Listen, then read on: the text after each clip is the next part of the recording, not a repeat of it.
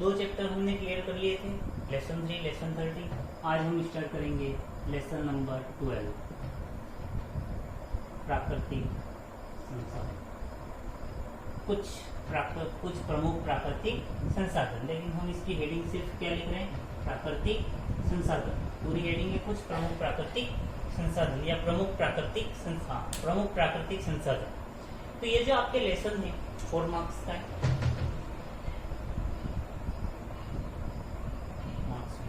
इससे फिक्स नहीं कितने मार्क्स का होते हैं। ये जो मार्क्स है 4 मार्क्स का क्वेश्चन आएगा प्राकृतिक संसाधन। स्टार्ट करने से पहले हम देख लेते हैं कि संसाधन क्या चीज है।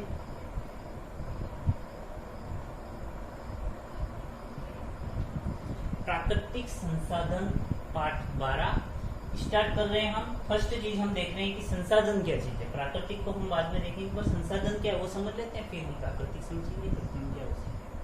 संसाधन का अर्थ होता है वह प्रत्येक वस्तु जो हमारे लिए उपयोगी हो।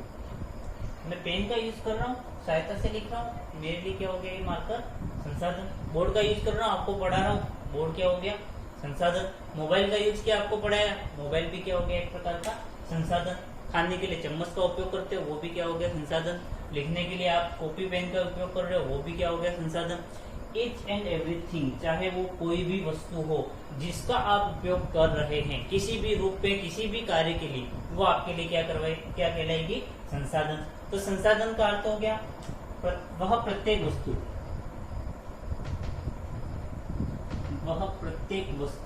आप बाइक का यूज कर रहे हैं कहीं जाने के लिए, वो भी आपके लिए क्या हो गया संसाधन। पेट्रोल भी क्या हो गया संसाधन।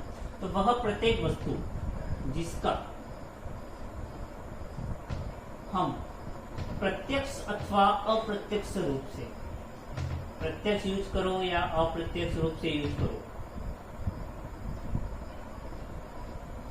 वह प्रत्येक वस्तु जिसका हम प्रत्यक्ष या अप्रत्यक्ष रूप से उपयोग करते हैं,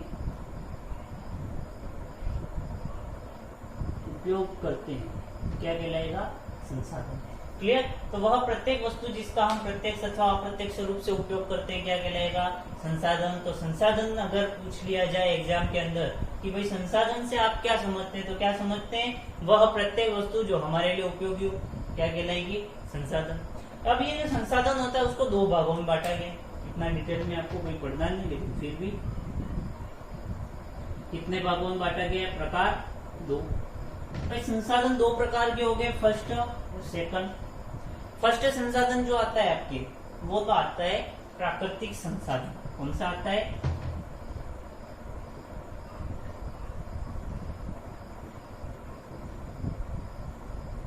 दूसरा आ गया कृत्रिम संसाधन।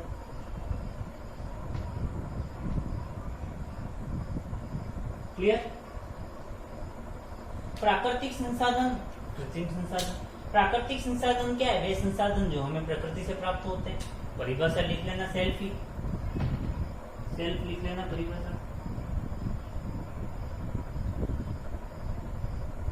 उदाहरण ले ले, सोना चांदी हीरा, जो भी आपको प्राप्त हो रहा है सब प्रकृति से प्राप्त हो रहा है, तो भाई प्राकृतिक संसाधन। कृत्रिम संसाधन क्या है, तो वे संसाधन जो मानव निर्मित होते हैं, जैसे कि मोबाइल है मानव ने बनाए तो कृत्रिम संसाधन हो गया, मार्कर मानव ने बनाया तो कृत्रिम संसाधन हो गया, बोर्ड मानव ने बनाया तो कृत्रिम संसाधन हो गया। तो वे सारे संसाधन जो मानव निर्मित होते हैं क्या कहलाएंगे कृत्रिम संसाधन। वे संसाधन जो प्रकृति द्वारा हमें सीधे प्राप्त होते हैं क्या कहलाएंगे प्राकृतिक संसाधन। गोबर प्राप्त हो रहा है, दूध प्राप्त हो रहा है, दही प्राप्त हो रहा है, जो भी प्राप्त हो रहा है सबका सब क्या है प्राकृतिक संसाधन। तो संसाधन क्या है, वो प्रत्येक वस्तु जिसका हम प्रत्यक्ष या अप्रत्यक्ष रूप से किसी भी रूप में अगर हम किसी वस्तु का उपयोग कर रहे हैं क्या कहलाएगी संसाधन। संसाधन के 2 प्रकार होते हैं, प्राकृतिक संसाधन और कृत्रिम संसाधन। प्राकृतिक संसाधन जो प्रकृति से प्राप्त हो, कृत्रिम संसाधन वे संसाधन जो इंसान द्वारा बनाए जाते हैं क्या कहलाएंगे आपके प्राकृतिक संसाधन।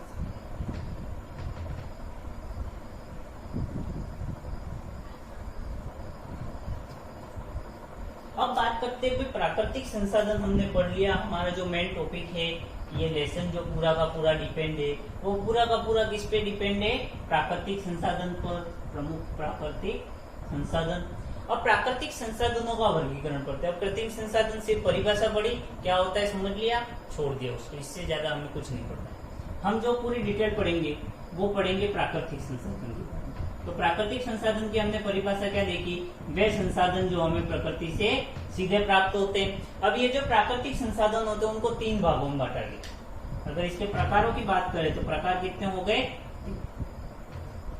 फर्स्ट है आपके विकास के आधार,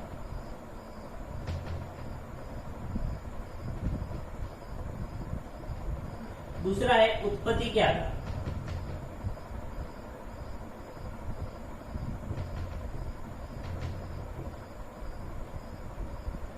और तीसरा जो आता है आपके वितरण के आधार।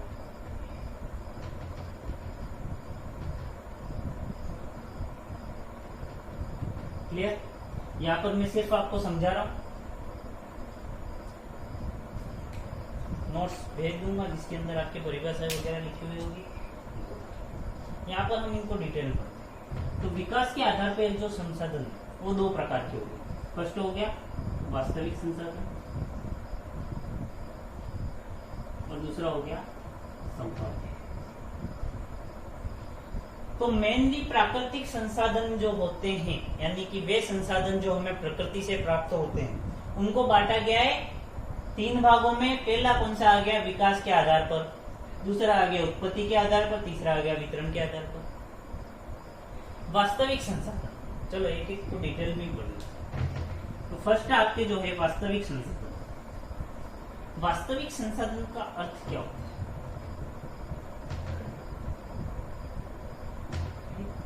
वे संसाधन जिनका हम वर्तमान में उपयोग कर रहे हैं, तो वास्तविक संसाधन की परिभाषा क्या होगी, वे संसाधन जिनका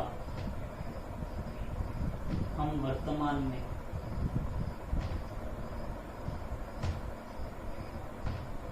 उपयोग कर रहे हैं।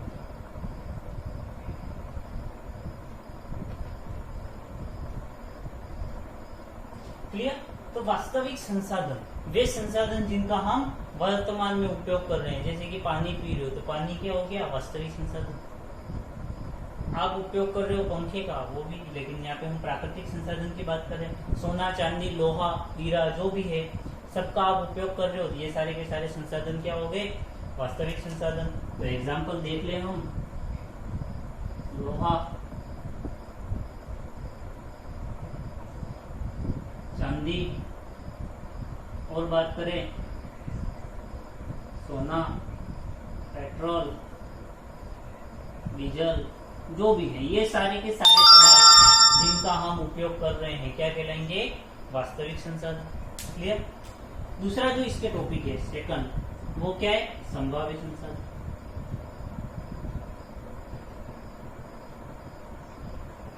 संभाव्य संसाधन के अंदर आएंगे, यहाँ पर हमने क्या लिखी, परिभाषा जस्ट ऑपोजिट होगी। 2 प्रकार है, जो फर्स्ट की होगी उससे ऑपोजिट सेकंड की होगी।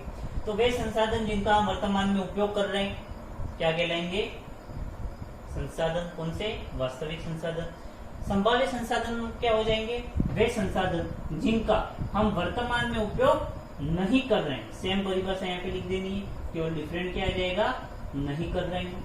तो वे संसाधन जिनका हम वर्तमान में उपयोग नहीं कर रहे हैं, परंतु इससे आगे की परिभाषा लिख रहा हूं, परंतु भविष्य में इनके उपयोग की संभावना है।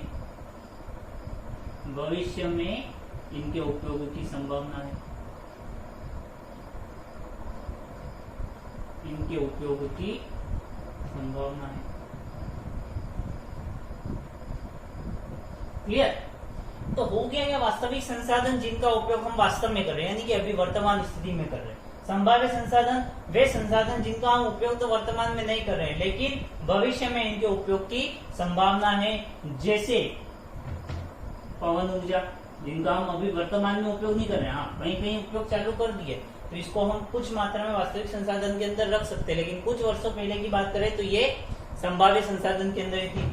और अब जो यूरेनियम के भंडार मिल रहे हैं, जिसके लिए भारत पाकिस्तान लड़ाई होती रहती है, कश्मीर के अंदर, लद्दाख के अंदर, तो ये जो यूरेनियम के भंडार मिल रहे हैं भारत के अंदर, वो भी कौन से संसाधन के अंदर आएंगे, संभाव्य संसाधन। इनका अभी तक उपयोग नहीं हुआ है, लेकिन भविष्य में इनका उपयोग किया जा सकता है। पानी को भी अगर एक तरह से देखें तो संभाव्य संसाधन के अंदर हम ले सकते हैं, जो भी बांध वगैरह ये समुद्र का पानी होता है, क्योंकि जो ज्वारीय ऊर्जा प्राप्त होगी, हमें ज्वार पाटा से जो ऊर्जा प्राप्त होती है उसे ज्वारीय ऊर्जा कहते हैं। तो वो जो ज्वारीय ऊर्जा प्राप्त होगी उसका बाद में हम नई एनर्जी यानी कि बिजली उत्पादन वगैरह के अंदर कर सकते हैं। तो वो भी किसके अंदर आएगा, आपके संभाव्य संसाधन। क्लियर यहां तक। अब आपके आता है उत्पत्ति क्या।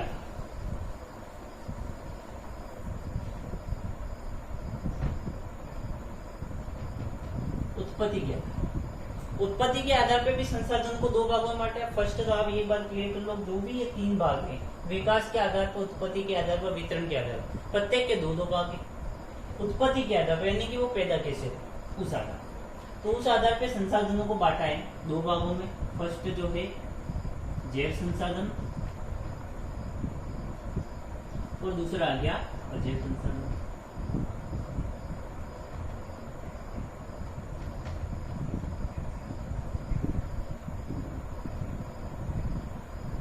जैव संसाधन की अगर हम बात करें, परिभाषा सेल्फ लिख लेना।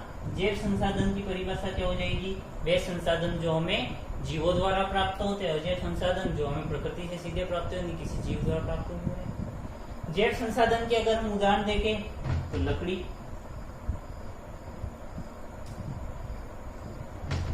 क्लियर, लकड़ी, और आपको जो गोबर प्राप्त हो रहा है वो भी भैंस का, जिसका आप उपयोग करते हैं, दूध आदि वे समस्त पदार्थ जो हमें कहां से प्राप्त हो रहे हैं, जीवों से प्राप्त हो रहे हैं। फल, फूल, पत्ती, शहद, मोम, और भी जो पदार्थ हैं जो जीवों से प्राप्त हो रहे हैं, वो सारे के सारे पदार्थ क्या कहलाएंगे, जैव संसाधन। क्लियर।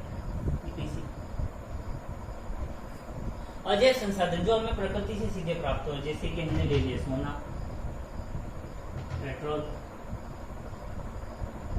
लोहा,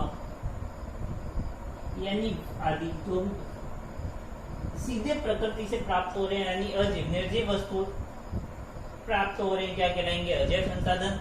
और जो भी सजीव वस्तु से प्राप्त होंगे क्या कहलाएंगे, आपके जैव संसाधन। उत्पत्ति के आधार पर भी क्लियर हो गया। अब बात करते हैं वितरण के आधार।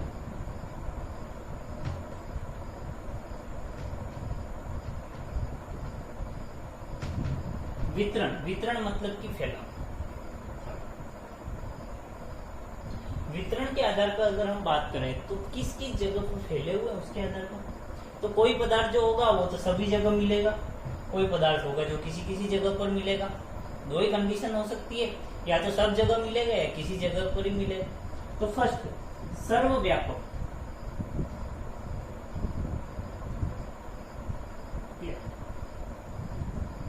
और दूसरा हो गया स्थानीय। सर्व मतलब सभी, व्यापक मतलब कि व्याप्त है।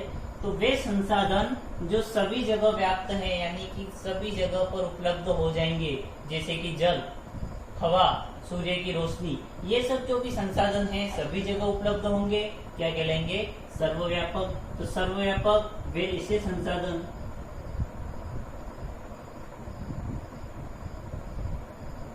जो सभी जगह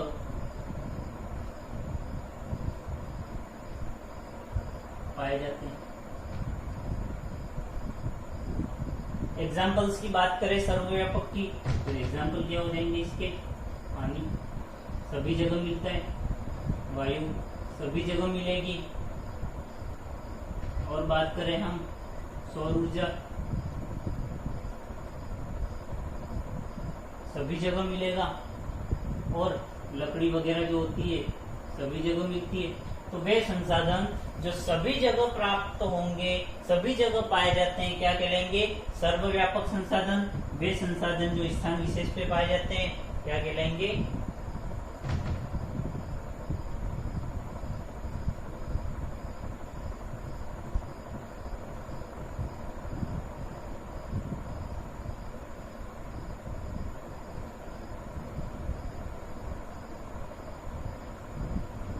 क्लियर।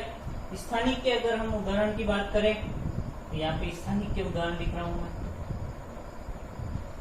स्थानिक के उदाहरण लोहा, सोना, पेट्रोल आपको हर जगह नहीं मिलेंगे, ये स्थान विशेष पर ही पाए जाते हैं, इसलिए इनको क्या कहेंगे, यूरेनियम। और भी जो आपके खनिज भंडार वगैरह होते हैं वो किसी स्थान विशेष पर ही पाए जाते हैं। ऐसे संसाधनों को हम क्या कहेंगे? स्थानिक संसाधन। तो आज हमने क्या पढ़ा? प्राकृतिक संसाधन पढ़ा, उसके दो भाग, प्राकृतिक, कृत्रिम। प्राकृतिक संसाधन का वर्गीकरण हमने पढ़ा 3 भागों में, विकास के आधार पर, उत्पत्ति के आधार पर, वितरण के आधार पर। विकास के आधार पर 2, वास्तविक, संभाव्य। वास्तविक जिनका उपयोग हम वास्तव में कर रहे हैं, संभाव्य जिनका उपयोग करने की संभावना है। उत्पत्ति के आधार पर जैव एवं अजैव, जैव जीवों द्वारा प्राप्त, अजैव निर्जीव वस्तुओं से प्राप्त। वितरण के आधार पर 2 प्रकार, सर्वव्यापक और स्थानिक। सर्वव्यापक सभी जगह पाए जाएंगे, स्थानिक जो किसी स्थान विशेष पर ही पड़ते।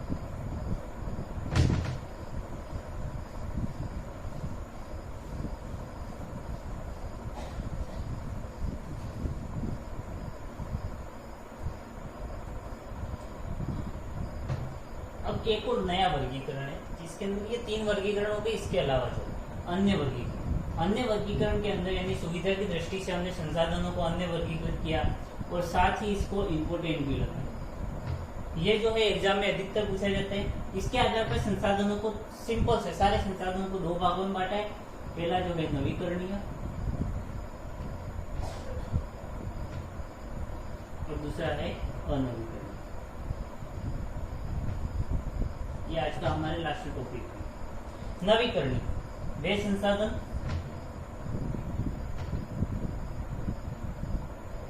जिनका पुनर्निर्माण संभव, यानी कि जैसे कि पानी है, पानी का उपयोग करते जाओ फिर भी उसका पुनर्निर्माण होता है, बाष्पीकरण होगा, बादल बनेंगे, बादल से वापस छिटकेगा, नीचे आ गया। तो पवन ऊर्जा वगैरह, यानी वे संसाधन जिनका पुनः निर्माण संभव हो, वापस निर्माण हो सकता है, क्या कहलाएंगे? नवीकरणीय संसाधन। एवं वे संसाधन जिनका पुनः निर्माण संभव नहीं हो, या वे संसाधन जिनके पुनर्निर्माण में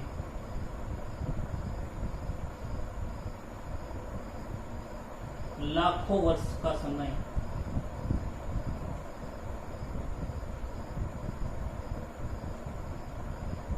लग जाता है।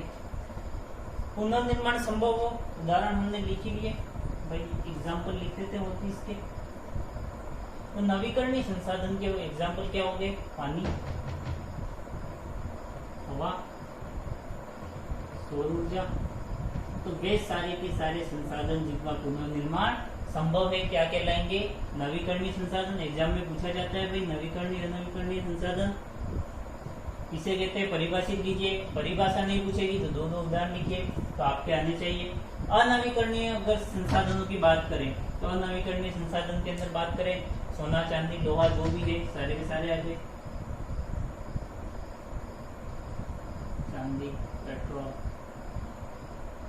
धातुएं, कोयला आदि। क्लियर? नवीकरणीय अनवीकरणीय संसाधन हमने पढ़ लिए। वे संसाधन जिनका पुनर्निर्माण संभव है, वे संसाधन जिनका पुनर्निर्माण संभव।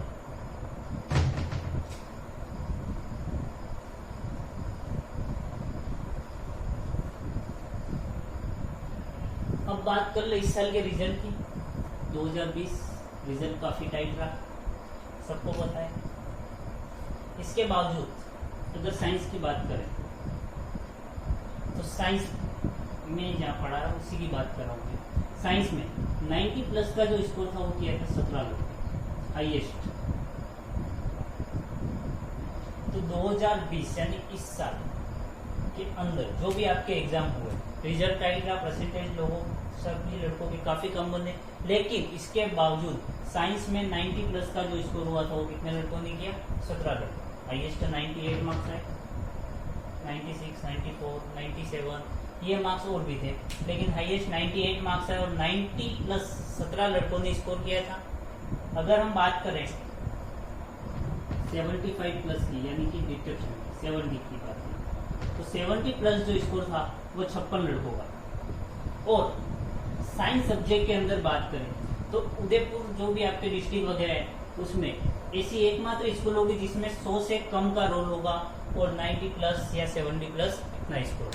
तो रिजल्ट में कोई कमी नहीं रहती है। बस आप रेगुलर क्लासेस अटेंड कीजिए, आपके 98 में तो इस साल आपके 100 भी आ सकते हैं। लेकिन कंडीशन क्या है, आपको क्लासेस निरंतर अटेंड करनी पड़ेगी, पढ़ाई जो है वो आपको रेगुलर रखनी पड़ेगी, बाकी सब्जेक्ट में भी अच्छा रहा रिजल्ट